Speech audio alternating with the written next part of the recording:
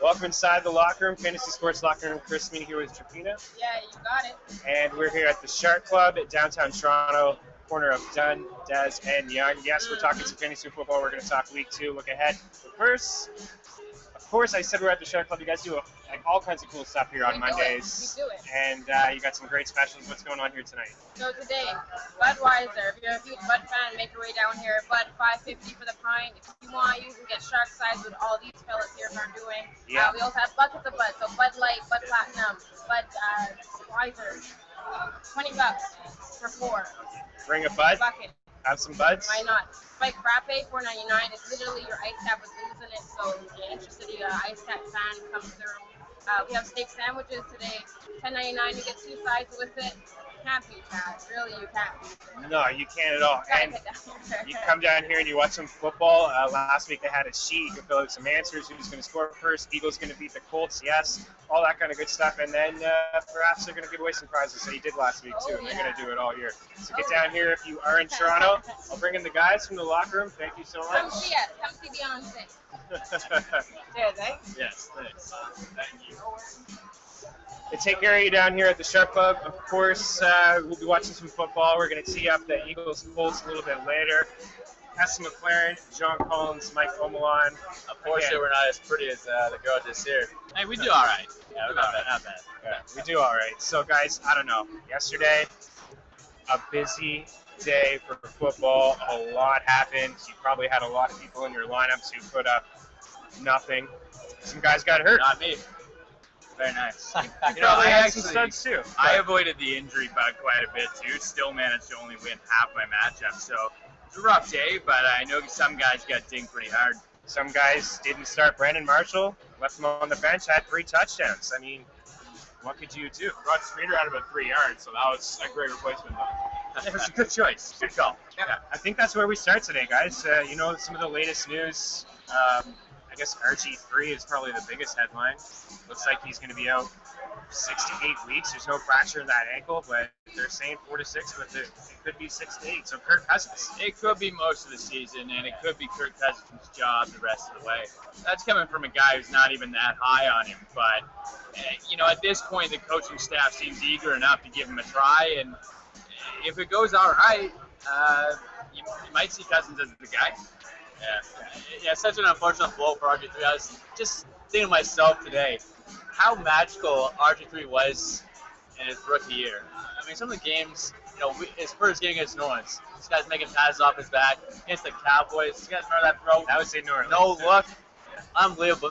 You know, I think this guy's career might be over. The injuries keep piling up. You know, you get a couple. St. Louis Rams are starting Austin Davis. Yeah, His career's not over. Look at Sam Bradford. We might be saying the same thing for RG3. The ankle problems keep coming up, the knees. I think this is Kirk Cousins' job for the whole year. There's a lot of issues with that FedEx field, too. Yeah. It was brought up last year. It's getting brought up again now, and he's not the same rushing quarterback. RG3 could end up in St. Louis, though. Where he belongs? Imagine.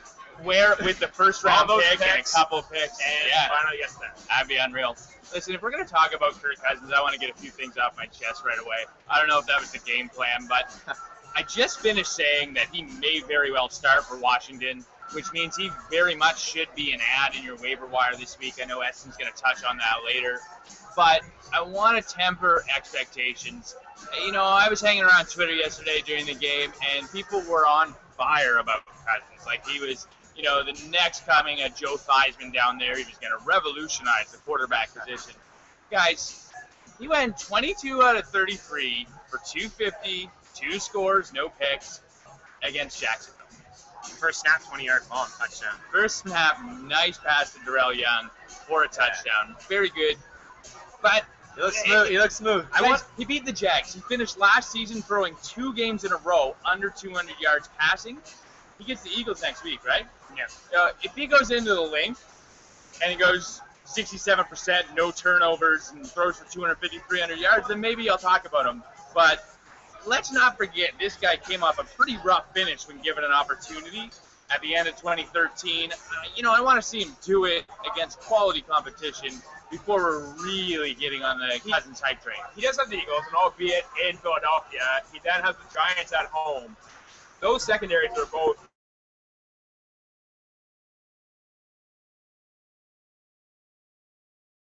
That's why I like Cousins is he gets the Cowboys secondary twice, he gets the Eagles twice, and the Giants twice. That's if he plays the rest of the season. You're gonna rail on that Cowboys secondary right now after that game yesterday? I know. Kirk, everybody.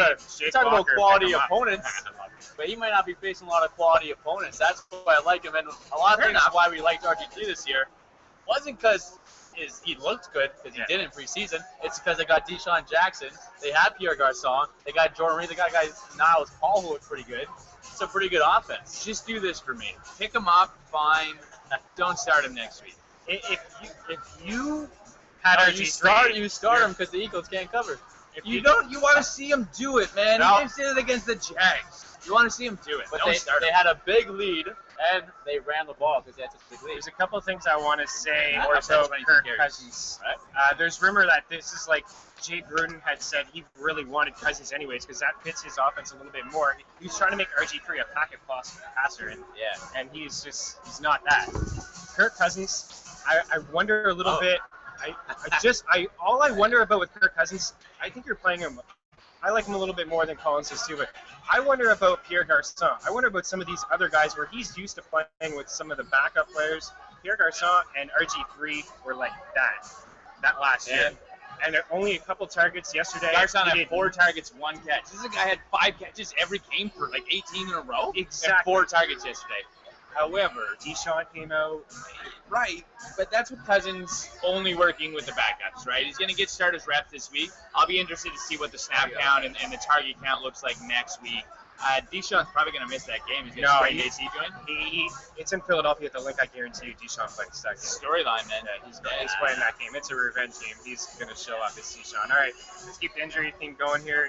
Jamal Charles is another big name, too. Andy Reid said week to week, again, no fracture in that ankle, high ankle sprain, but all the reports are suggesting that 4 to 6 weeks is like the minimum usually, or the maximum for a high ankle sprain, and he could be out. So Miles Davis, hopefully he was drafted in your league, but there's a lot of leagues out there where he's available.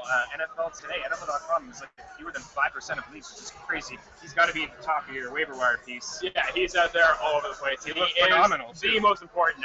This guy, Good. he was under 4 yards carry. He looked good. Well, yeah. He had, what, 100 yards total? 100 total yards, 25 plus touches. That was against a team with a pretty good run defense in the Broncos, and he's going to get the work. That's the main thing. This guy wasn't that impressive coming out of college.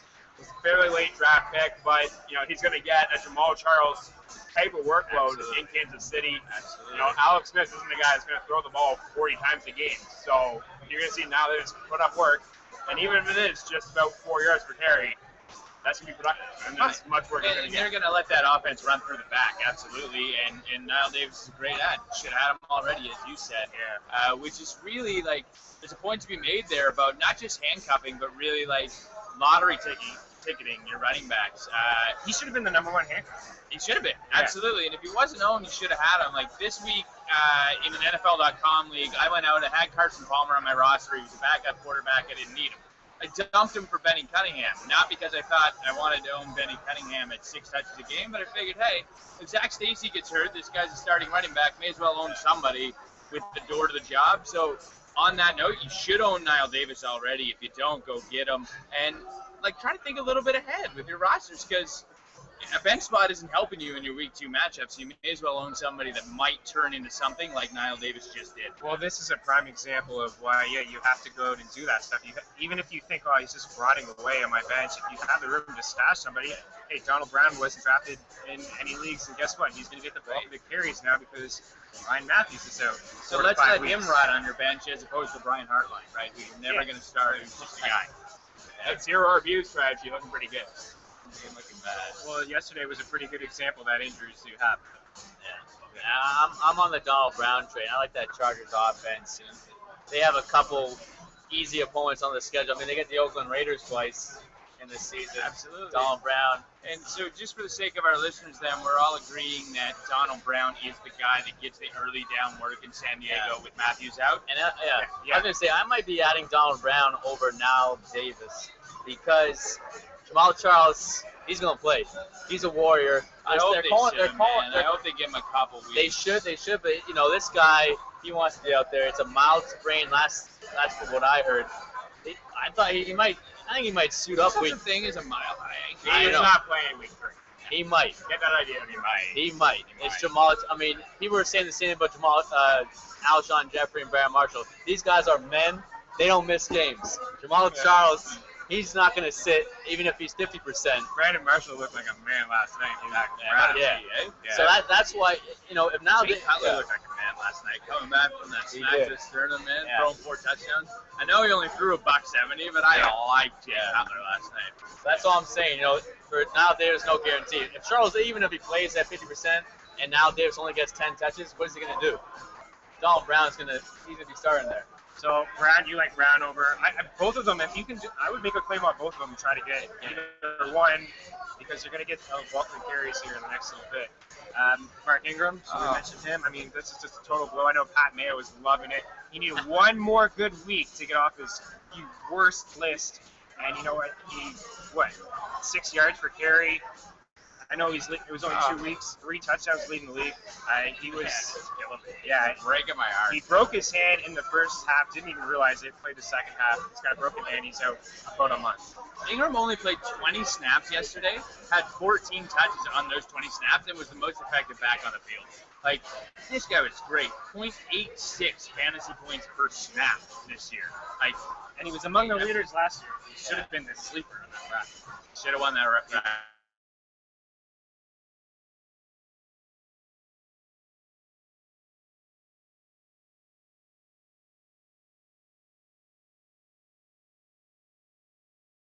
Not totally sold on Mark Ingram. Yes, he had 2 crazy games, but I think we're gonna get to this a little later. The Saints are a totally different team on the road. I can't wait. They are a different team on the road. That benefits the run game. They just played the Falcons and the Cleveland Browns. They haven't been able to, they haven't shown they can stop the run. True. I was looking at the schedule. They haven't. Well, Mark Ingram might be back in a month. They have an early bye, right? Like Yeah. a week 6 or 7 bye. They go into a stretch after in 6 weeks. They get Carolina, San Francisco, Cincinnati, Baltimore, Carolina again. Those are some tough run defense. Yeah. Mark Ingram is not going to be on my fantasy radar for those matchups. That's actually an It's a really interesting good point. point. It's a great point and one I hadn't considered. Their now. schedule is not bad right now. Right. Run defenses. And they're So 0-2. what that means to you is go ahead and get Kyrie Robinson, right? Oh, yeah. Robinson is the biggest beneficiary of this. If he's available in your league, you're going to really like the workload he gets because he's going to inherit, I would think, what they were giving to Mark Ingram, and PT does the little bit of receptions, a little bit of early down work, but not too much. I'll say, despite the schedule, you know, if there's a good buy low opportunity on Mark Ingram right now after we saw what we saw, he's going to be just as motivated when he came back. It's a hand injury, not anything to soft tissue that's going to linger. I think he's going to be ready to run when he comes back. Matchups is a great point, and I didn't know their schedule when I wanted to make this point. But, you know, someone's going to be ready to let Mark Ingram go. If he gets dropped, I'm scooping him right up and holding on. And if he's available for trade for peanuts, and I'm going to go after him as well, because you want the guy running as well as Ingram ran to start the season on your roster. Yeah, absolutely. I was a little sidetracked there because it wasn't Nick Foles throwing the ball around. It was Sanchez. And you're a little bit worried. You need him in this league. How you doing in your matchup in this Sharks league? Sharks League. I think I need about 13 points from Jeremy Macklin tonight. Yeah, I've already got you written in as a loss. Whoa. Jeremy Macklin, you're not. I like Jeremy Macklin. Is it It's only a close- 13 points? Yeah. He scored last week, right?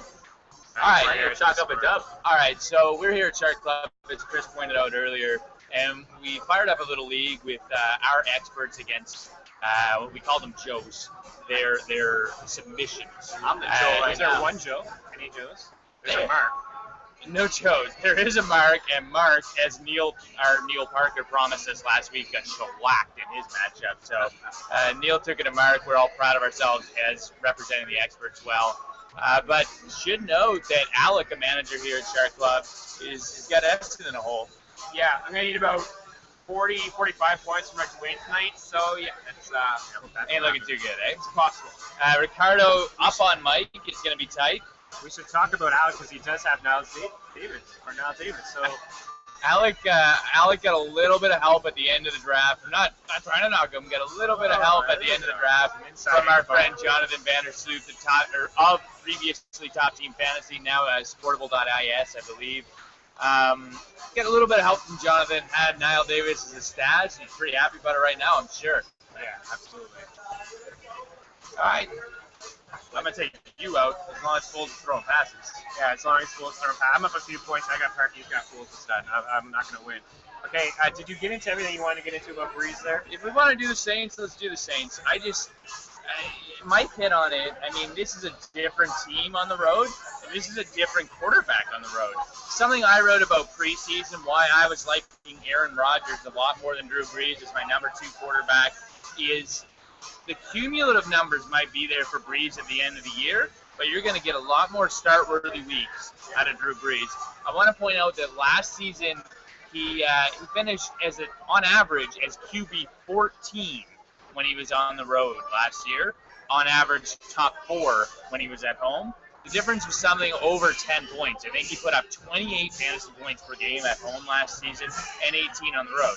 Now, 18 points ain't nothing to shake a stick at, but at Drew Brees' price on draft day, you want more consistent action. I don't want to say it, but if I'm a Drew Brees owner, I might deal him right now after seeing the road woes continue. I take a few nibbles, see what's out there. I don't want to own him. I don't want to own him knowing that he's got 6 road games where he's going to struggle against Lovie Smith's defense, against the Panthers, as you point out. I don't know, man. But he's going to get those 30 points at home because 7 of the 8 games last year at home. Yeah. So you got to pull a Dallas Cowboys. Who wants to go 8-8? Am I right? Yeah, I'm not selling He's Drew still Brees. going to get 10 to 15 on the road, but like John did say, I think twice he hit the 20 mark on the road, and it was only like 20.5. A lot of times when you're on the road, he's putting up 16, 17, 18 points, and that's not bad. I mean, look at last year, Cam Newton. Well, I want to talk about Laird too. I know you do. He was the top in standard leagues. He was the fifth best quarterback with 19 points. Drew Brees put up 16, so that's a bad week for Drew Brees, and he's only 3 points up the top 5, and it's fine.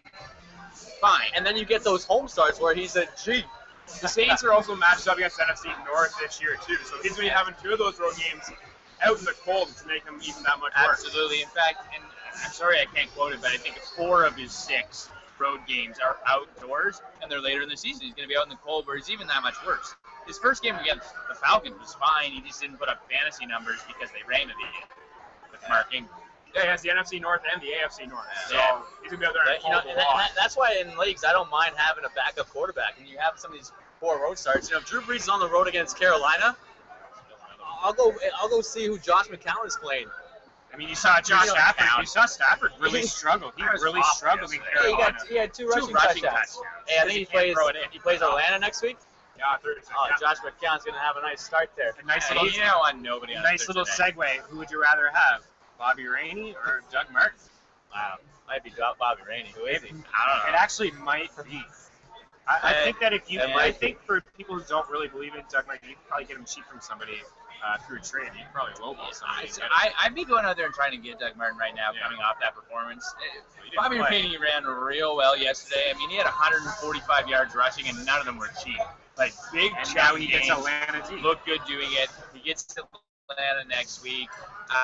On this short week, Doug Martin practiced today, Monday, so he might play, and you've got to think they're going back to him.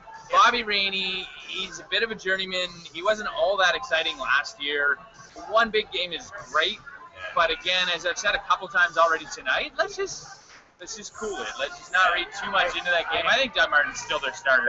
I have read reports about Lovie Smith, how he wants to, get Bobby Rainey involved. He wants a running back kind of by committee. Yes, Martin's a lead guy, of course, but he wasn't even all that impressive before he got hurt last year. And that's the problem with Doug Martin. I think that performance by Bobby Rainey is going to kind of make it close to a committee.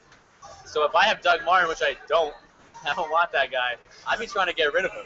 Bobby Rainey earned himself some work this week, absolutely. Right, but But- you can't lose your job due to injury, and you especially can't lose it to Bobby Rainey. So that's Alex. Yeah, you Yeah, sound you like an can- extremely you can lose principled it, coach right now.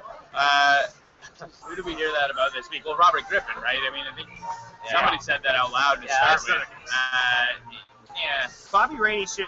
I don't know if you're going to feature him in your piece. I'm not sure the ownership percentage, and I don't think it's that high. It has Well- been. It's a little bit higher because Zach Martin was questionable. Everyone thought he was going to play last week, but at the last minute he was a scratch, and Bobby Rainey looked good. There's a couple guys on this list I don't even want to talk about. I see you got McCluster scribbled in there. I got Dexter at the bottom of my page here. He's at the very bottom, but Essen and I talked about him today. He's a guy, despite a pretty low total yardage output, you might want to look at, right? Yeah, he's in a tough situation. He's really the number 3 there. The team wants to start Sean Green for some reason. Yeah, Bishop Sankey was He carries drafted. for 40 yards. There's a reason. Bishop Sankey was drafted to be the starter, so really he's behind both those guys for separate reasons. But he did get the work in week 2.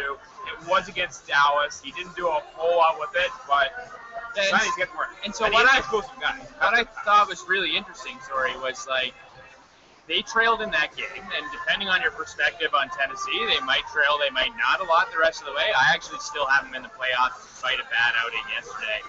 But he played 34 snaps. Sean Green started, got a lot of early work, had 5 carries, 40 yards, played 9 snaps. Bishop Sankey played less than a handful. Dexter McCluster, when they went down, was the guy there, which I just thought was really interesting in Kevin Wisenhunt's offense. We saw how productive he made Danny Woodhead last year. I mean, let's go out there and add McCluster. He can be a flex some weeks. He's the one in the passing game because Sean Green isn't fast. And Bishop Sankey can't hang on football. Or So- protect the quarterback with him. So, Yeah, I'm on board with Cluster. I think you need to have him in like these, especially if you're in 14-team leagues. You can't find anything on the waiver wire. He's probably one of the best options because at least he can provide you with a couple receptions here and there. You can maybe get 5 points, which he's kind of been doing in like 4 or 5 points, but you can't find that off the waiver wire for running backs. That's who's got especially in a Washington 14 State, Kansas City right about now, though. I can't believe Tennessee drafted Sankey ahead of Carlos Hyde. I can't believe it.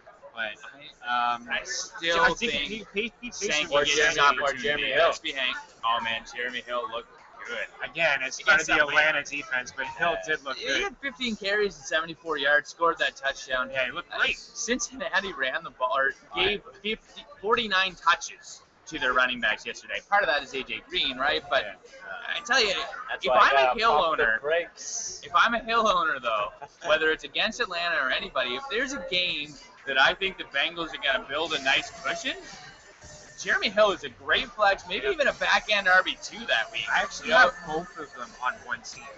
You roll them both. Run them I both wish out that there I in a rolled week. them both. If they're this going to past score, week. 15, 20 points more than their opponent, you're going to see Hill get a lot of grinded out work, and I like what he's doing.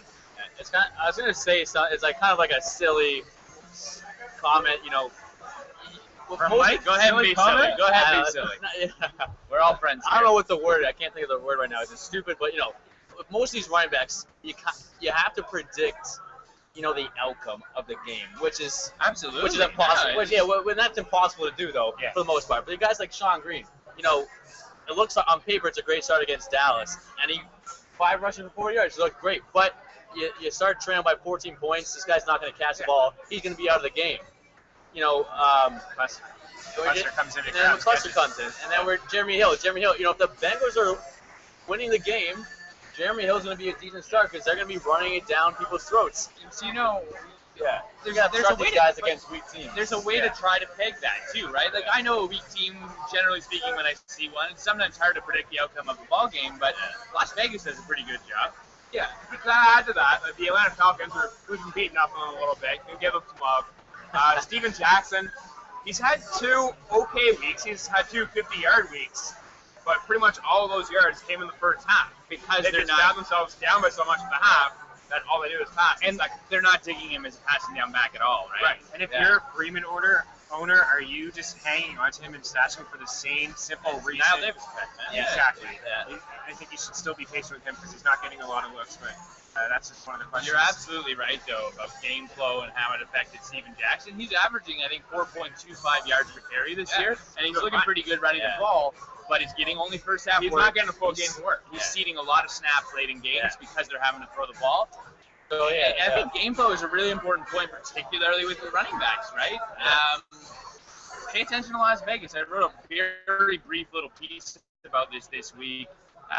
It's something I had a conversation with Jonathan Bales about before the season. He's a pretty good daily fantasy sports guy. If you don't know him, look up Bales, some of his work. And the idea is, like, those Vegas guys are smarter than me. They're smarter than you. Sorry, they're smarter than us. Like, they spend a lot of time researching football games, and they get it wrong sometimes.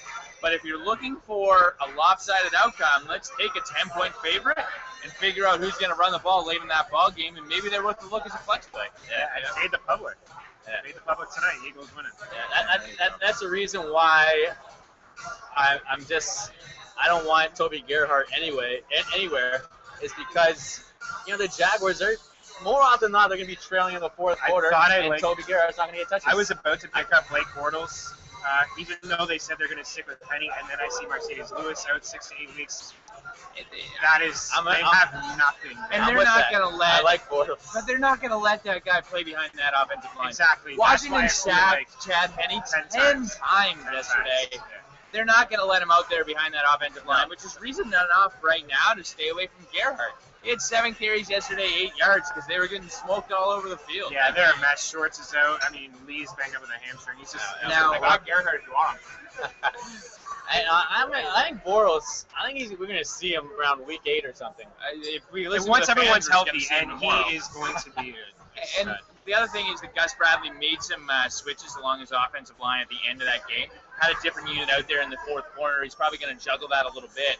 And if the team gets it to a point where they're feeling comfortable, and when guys get healthy, yeah, you might see Bortles, and you might like Gerhart a lot more. But I'm not starting him this week coming, that's for sure. All right, we talked about the Bengals. We were touching base on the backs. AJ Green injury is not too serious. He may play this week. It's not actually turf toe, but he may play. But he might get the week off because they have a bye week right after. The week 4 but bye. Sanu, is Sanu in your piece?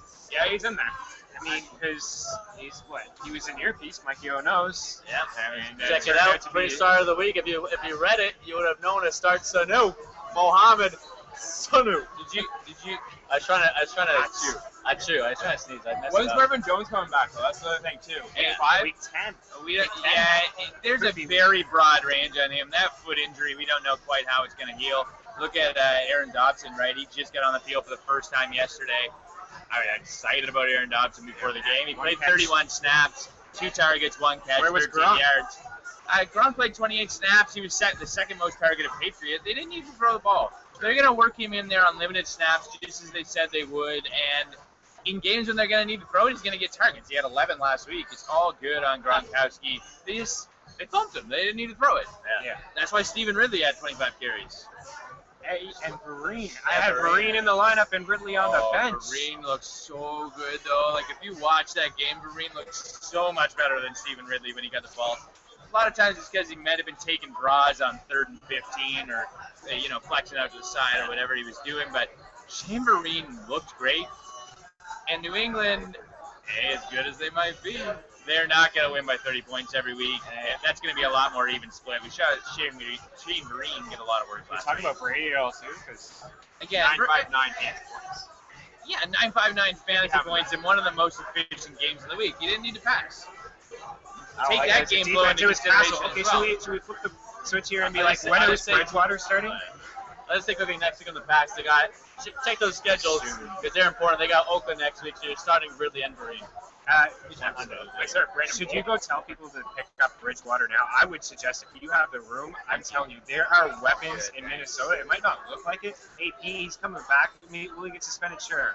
He might. He might miss some games, but there's still some weapons on that offense. And Castle, I don't care how good North Turner is. He's not going to turn Castle into this great quarterback. He looked like It was not a good game yesterday. He threw 3 picks? 3 or 4. 4 picks? 4 picks. It was an ugly game. I think before too long you're going to see Teddy Bridgewater because before too long the NFC East or NFC North might be out of reach for Minnesota.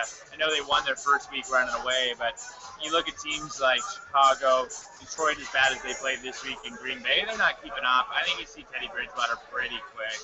Yeah, I think you do too. I think if you're in a keepers league, I think you just kind of got to go and try. 2 more points on that game if I can make them while we're talking about it. Number 1, Cordero Patterson was the most targeted receiver there yesterday. 7 targets, 4 catches, 56 yards. Doesn't pay your fantasy bills, but it's actually a nice high floor performance from a guy who had some up and down games last year. I kind of like seeing that. Yeah.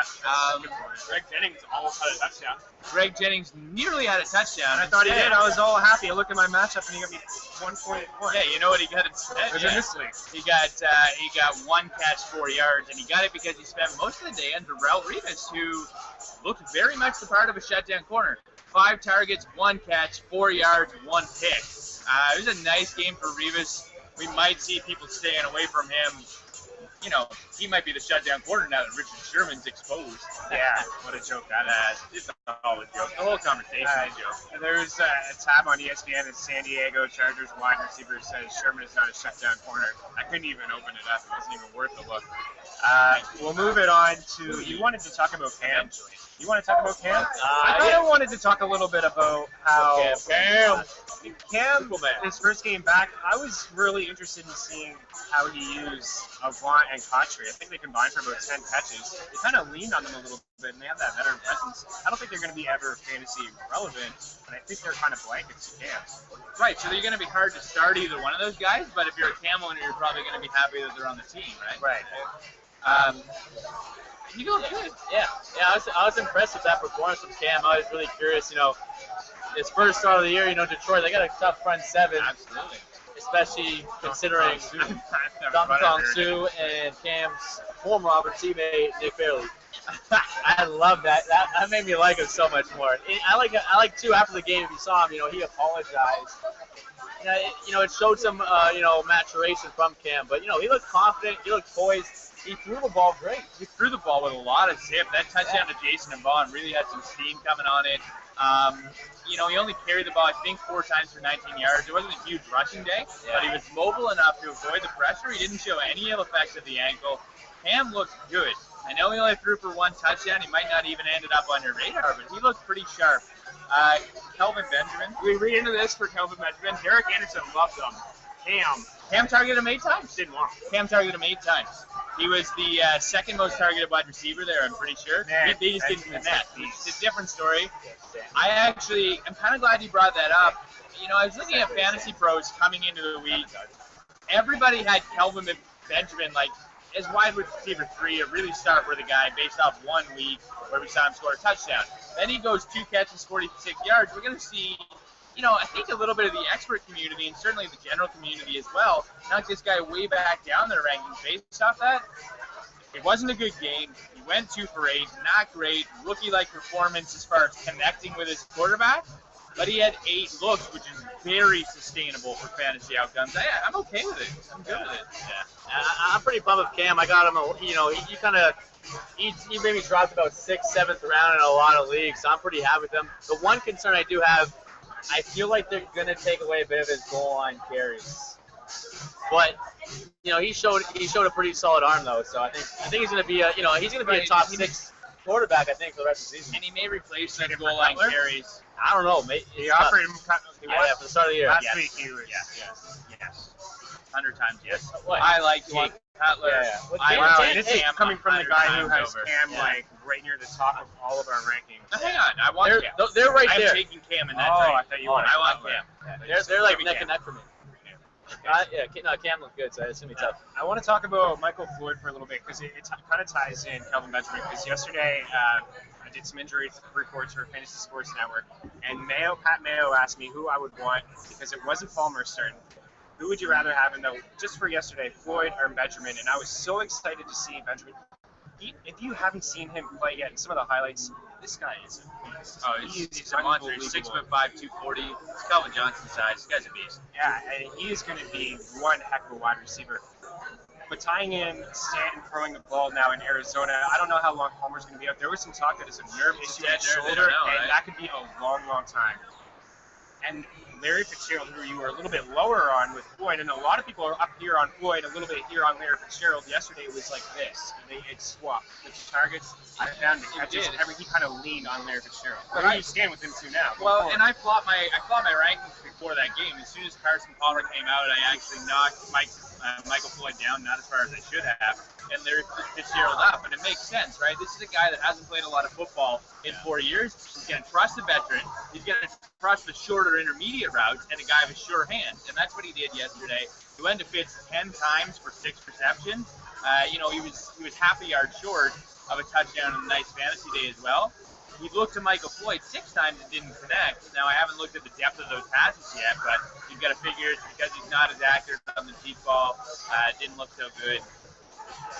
As long as Drew Stanton's in there, I'm flipping the script. I'm going with the veteran over the third-year guy. When Carson Palmer comes back, I still think Michael Floyd's your dude, right? Yeah, that's a huge blow. I was to say right. I know. Michael Floyd, that was a huge blow for Floyd. I'm a big Michael Floyd. I think he is too. Big Floyd fan. He looked great, but yeah, if Carson Palmer's not in it, then I'm not confident in starting Michael Floyd. So do you bench him next week? Let's say it's a 36 wide receiver starting 12-team league. Yeah. Do you bench Michael Floyd for somebody, a wide receiver 4 type next week? If they have a plus matchup, I could Riley bench him. Cooper. I got to see what Riley Cooper does tonight. No, I don't know. Like Mohamed Sanu, I was comfortable starting. Mohamed Sanu. But I still think I'd like to see a little bit more. I started Sunday over Michael Floyd. But you got to remember too. You're picking him up. I mean, they played the Giants, right? He should have been able to do some damage. He should have, yeah. So I that's know why it I'm a little wasn't hurt. disappointed. He didn't have that great of a game stand anyway. So Again, he did get 6 targets, so still looked his way, of course. He looked his way. It's not the end of the world here for Floyd, but I'm definitely tempering expectations until he gets Carson Palmer back. We were talking about Benjamin, one of the rookie wideouts. Let's talk about the first rookie wideout that went off the board because these two have a bet, and SMU escapes. Sammy Watkins, what's the bet, guys? He escaped 1 week. But I said Sammy Watkins is going to have 1-2 touchdown performance this season. So he's got 14 more games to go. He was close yesterday. He almost made it. Starts back at 0 next week, buddy. He's going to get back a 2 to touchdown 0. performance. Did you watch? It looked like he was playing hurt a little bit. It looked like after every hit, he was a little still cringing with his ribs a little bit. I was sitting next to a couple Bills fans, That's the and they biggest were concern. like, get him out of the game right now. Why are you playing him? We're up by 2 scores. Miami can't do anything. Let's talk about that Bills defense a little bit, too. No? I was pretty solid. I was all in on the Dolphins defense. They got -1 point in most leagues yesterday. No sacks, no pressure, no nothing. A lot of that bode well for Rivers next week, too. going into Buffalo. It may not. Absolutely. Yeah, we talked about the New Orleans Saints. The Buffalo Bills are another team. Pretty opposite Holman Road. They're a tough bunch to play at home. That defense gets fired up. Those fans at the Ralph are roaring all the time. I think part of that was a little bit the whole Ralph Wilson Stadium, the fact the sale of the team, fired up for that ball game. Miami loses no shot Marino like 6 snaps into the ball game. That kind of changed everything a little bit. It's a different game if he plays a full game. I think so. Again, I'm not taking anything away from a strong front there in Buffalo, but let's point it out. I like Mike Wallace in that game. He had another touchdown. Short score from like 7 yards out. It was nice to see Tannehill look to him in that range. 7 targets. He was the second most targeted receiver there yesterday. Definitely the most effective. I like Mike Wallace. Yeah, I'm starting Sammy Watkins over Michael Floyd 100% next week. I'm into that. I really liked it. In this game, we saw E.J. Manuel just kind of give him the ball and let him go, right?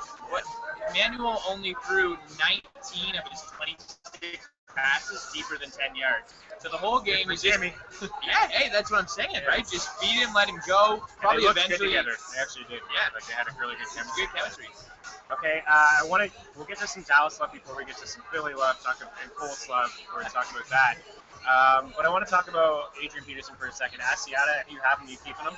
Just keeping him for now on your bench. He didn't look that bad. I'll stash Jared McKinnon over Matt Asiata. He's a better long-term play for sure. But, if you need a start, and if AP's out next week, you can start him. You can start Asiata for another week. The word is Word that is he's AP's going to play. Yes. And the legal process, if they're really going to wait for the whole process to play out, Several months. it's not a short turnaround, right? So, whatever. I still think you wanna own Eric McKinnon, I think, over Asiata as well, especially with AP back. If it was like for week 3, you'd still want to own Asiata. But if we assume assume that Peterson starts at least for the next couple of games. That gives them more time to work in Jarrett McKinnon, who everybody's pretty high on as an athlete. Asiata was pretty pedestrian. He averaged less than 3 yards a carry. I know he scored a touchdown. I know the fantasy numbers are high, but that passing score came on a totally blown play by the Patriots, and the rest of it wasn't that good. Well, you look at Basically, all the points came on one play early on. There was nothing else. it's a lot like last year. 2 starts, 51 carries, 144 yards. Against the Eagles, he had 31 carries and 50 yards. He had 3 touchdowns. That's right. And good for him. He's in the end zone, but Okay, let's get to Murray.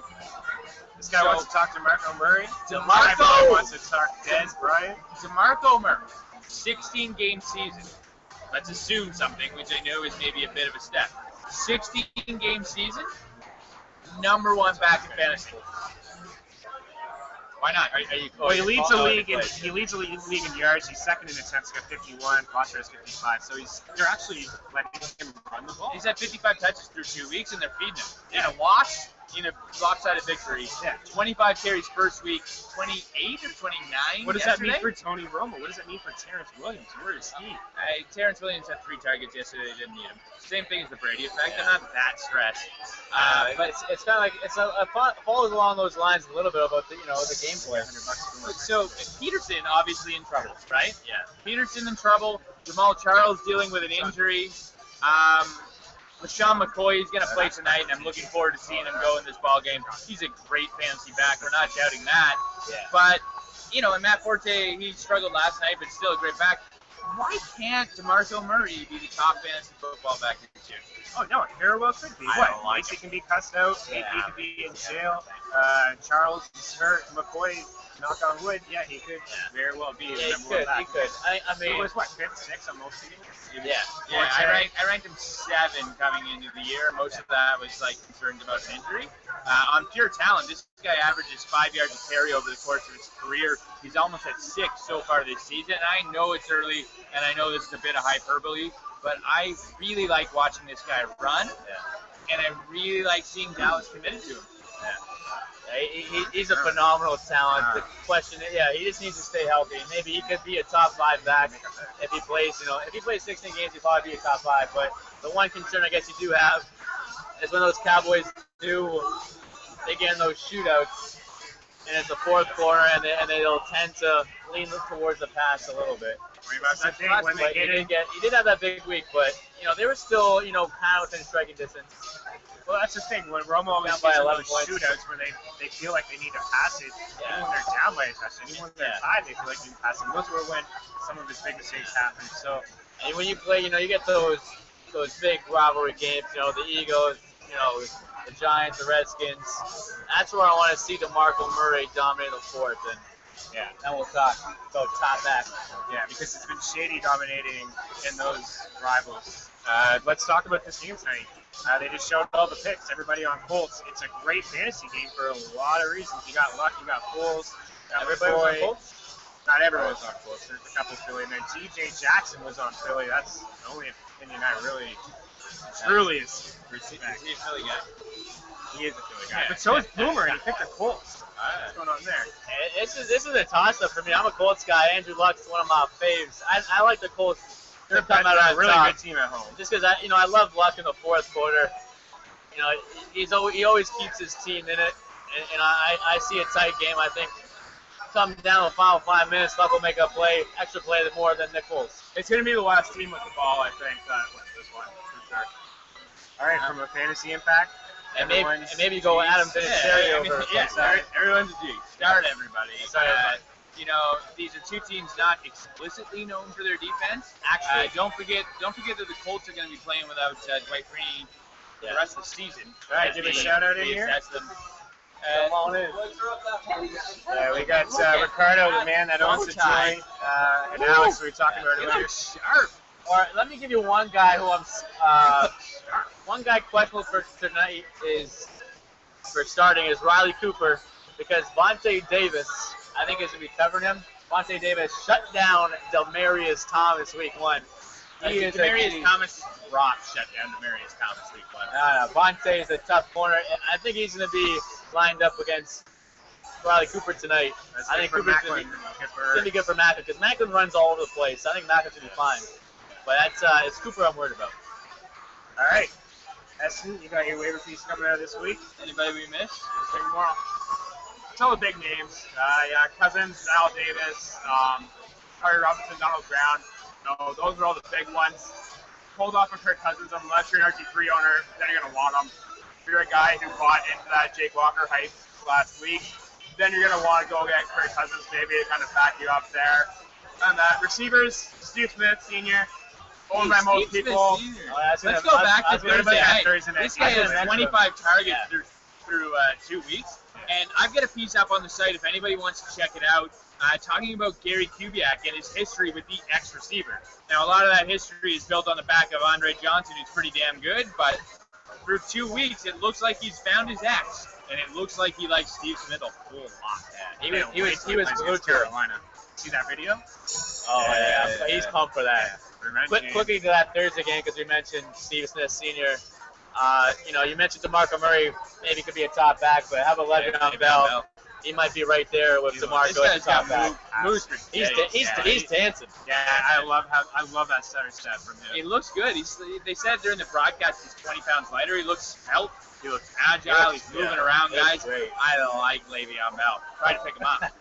We're Trading trying to get him Gio off for me. Le'Veon everywhere this week. Didn't happen. I'm trying. I'll try again. You try again after that. Good Yeah, game. next week. All right, guys. Thanks for stopping in the locker room again. For Mike Omo and John Collins, Eston Claire, Chris Meany.